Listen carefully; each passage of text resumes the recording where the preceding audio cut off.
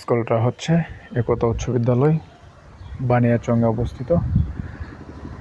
আমার school life আমি school থেকে সম্পন্ন করি 2009 সালে। স্কুলে আমি ভর্তি হলে 2015 সালে আমার স্কুল জীবন শেষ হয়।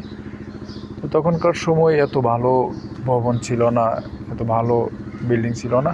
এই যে বিল্ডিংটা দেখছেন, ওই বিল্ডিংটার পাশে এই বিল্ডিংটাই ছিল একটা টিনের ঘর ছিল, বিল্ডিংটা ছিল না। তো আমরা যখন বিদায় অনুষ্ঠান করব তখনই বিল্ডিংয়ের কাজ আসে, তারপরেই বিল্ডিংটা সম্পূর্ণ হয়। তারপর আবার এই যে নতুন একটা 4তলা ভবন এটা হয়েছে নতুন।